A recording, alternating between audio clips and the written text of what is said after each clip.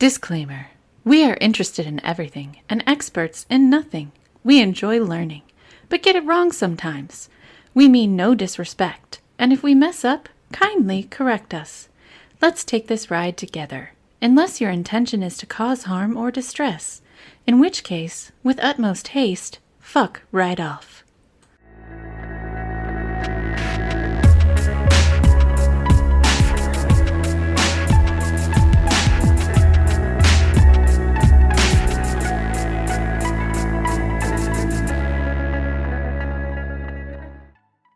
Episode 33. 33. So my episode also starts in the 1800s, late 1800s. Okay. But I'm not going anywhere near what you did. Good. Like at all. That's probably best. So, we're going to talk about Percy Fawcett. Okay. Percy Fawcett. Yes. That sounds like a made-up name. I mean, aren't all names made up though? Okay, fine. But I'm just saying Percy Fawcett literally sounds like a pseudonym, like something you would make up. Like, my name is Percy Fawcett. When you're not trying to give your real name. Yeah. So, okay. Anyway, sorry. Continue. It's okay. If it helps any, he didn't like it either. But oh, okay. That's So he was an English man born August 18th, 1867. Okay. He never liked his name and preferred to go by PHF, which I personally rather like better. went by a bunch of letters. Yeah. He was known as PHF even to his family. But anyway. Okay. What? All right. I have problems. Be like, Charles, come for dinner and bring your brother PHF. Well, okay. Yeah. So I'm already getting off topic. We're going to do this. So later on, I'll talk about the book that I was reading, but like his granddaughter didn't know him as like grandpa or whatever. It was PHF. Like his granddaughter knew him as PHF.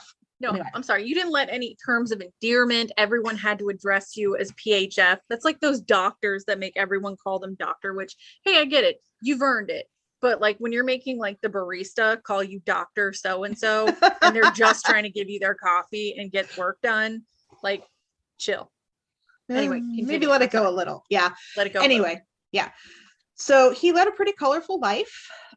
He served with that kind of name and demanding people call him by his initials. I'm going to guess he's not a boring guy. He is not a boring guy. He served as an artilleryman in the British Army. Okay.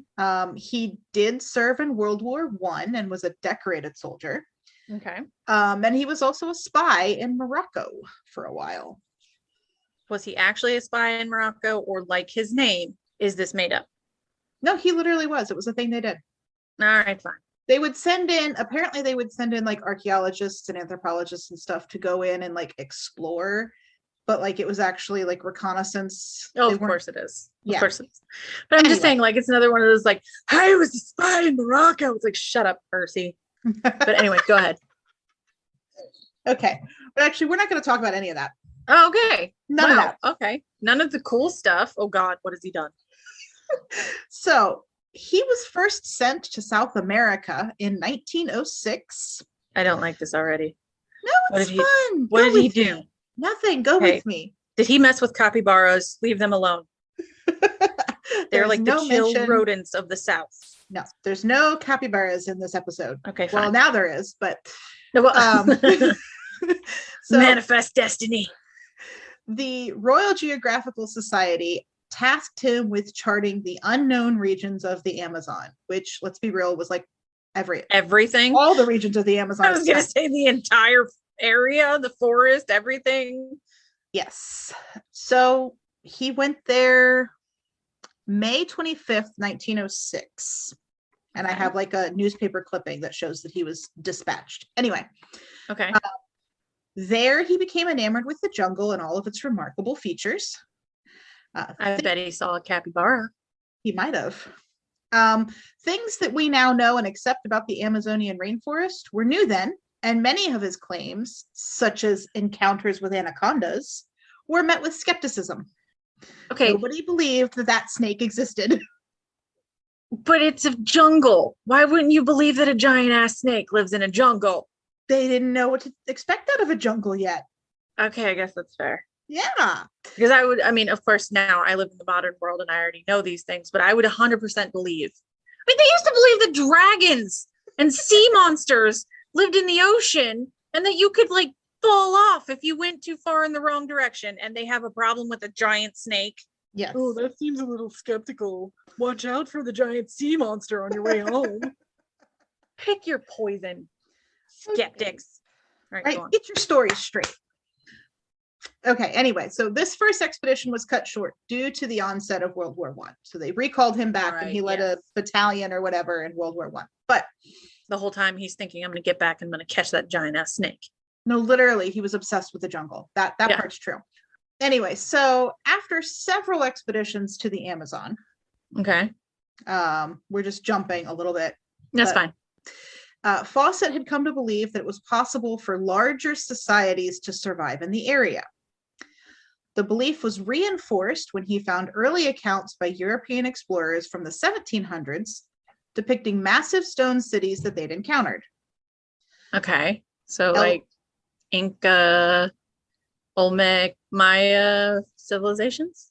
I guess so, but okay, depending on where he is in the Amazon. Yeah, not those specifically, but you're on the right track. Yeah. I don't know that many Mesoamerican settlements. Well, I mean, Machu Picchu is in Peru, so yes. Is the Amazon near Peru? Right? Yes.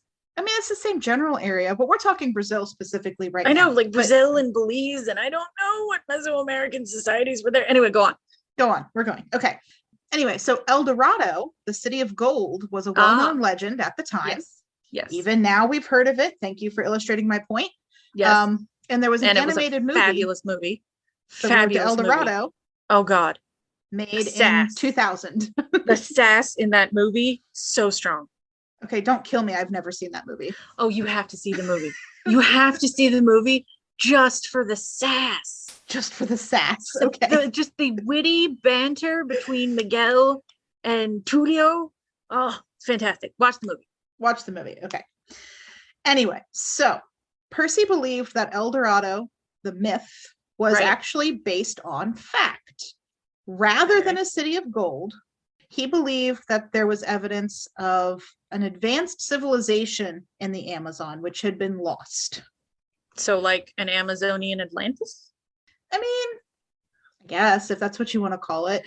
But basically, I mean, like I said, we ended up finding Machu Picchu. That's a pretty advanced civilization that was down there. So anyway, so at the time, diverging off my notes a little bit, but at the time, there was an extremely European ethnocentric vibe.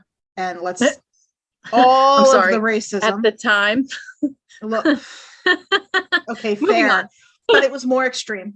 Right. And all of the racism. And like they literally believed that these savages, of course, big air quotes big on air that, quotes here, were like a lesser form and not quite human. Yeah. So they didn't believe it was at all possible that these subhumans could have advanced civilizations. Yeah, let's just keep going. Yeah. So not to say that Percy wasn't affected by that view, but in any case, he did believe that it was possible and it was actually probable. Oh, okay. So he was determined to find it. Okay. So in the 1920s, he began searching for it in earnest. His first two missions were cut short due to poor weather and or health.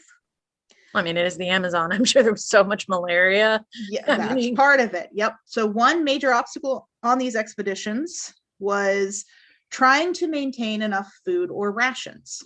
Mm-hmm. Food either had to be carried in with them or they had to find it along the way, which was challenging for Englishmen who did not know the flora and fauna. No, they wouldn't. Although, okay, small aside. I'm sorry.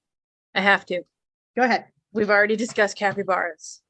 Yeah. Did you know that South America, I can't remember which country, I feel like it might be Brazil. I could be wrong. They actually petitioned the Vatican to consider capybaras to be fish.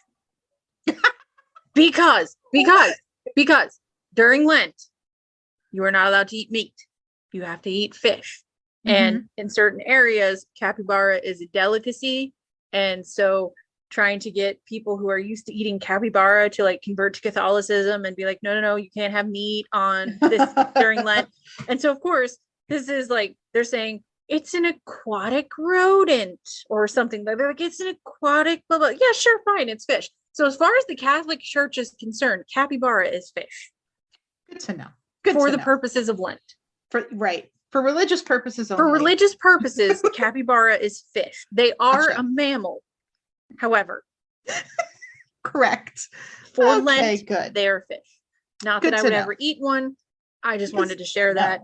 I'm sorry to have That was a fun interrupted, fact. but it was a fun fact. That was a fun fact. Because I just want to be the dude from South America that's like, I don't know what we're gonna do, and then somebody else is like, dude, ask the Pope if we can just say it's fish, and then someone else has to take this from South America to Vatican City and be like, hey, can we say that this animal that you've never seen, that you're never gonna come and visit and never find out anything about, is fish? And they're like, sure, Whatever.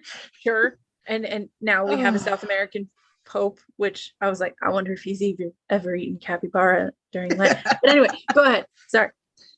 Okay. So I'm going to go on a little brief aside because my notes are a little bit messy. I was rushed because end of the term. But when I was listening to the audiobook that I will talk about more later, some of the tidbits made it into my brain. And like one of the things that they found was like they could not figure out how to fish in the Amazon. Like they could not figure out, apparently, no, that wasn't working. Like all of their typical ways to fish, they couldn't figure it out. But then later they like watched a local who like used some, it was a liquid. I think he got it from a plant. Anyway, he poured that in the water and then the fish just like bellied up where he poured it and they just collected them like nobody's business. Super easy. So it was like a paralytic or something?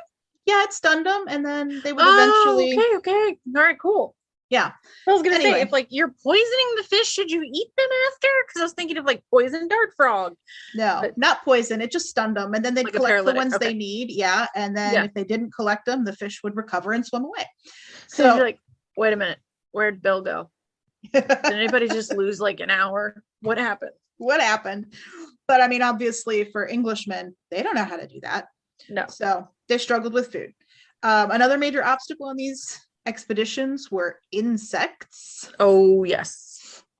So ticks, obviously, gross, hate them. Mosquitoes carry disease, Mhm. obviously. Malaria, and I think they said yellow fever. I Yellow don't know if- fever would be another one. Yeah. Did that come from the mosquitoes? I know they struggled with yellow fever on the expeditions. I don't know Yellow for a fact fever, it came I from think, mosquitoes. can be a vector-borne. I feel like yellow fever can be transmitted through mosquitoes, but I know it's Could also be. prevalent in the area where mosquitoes are also Yes. prevalent. It's hard to So, say.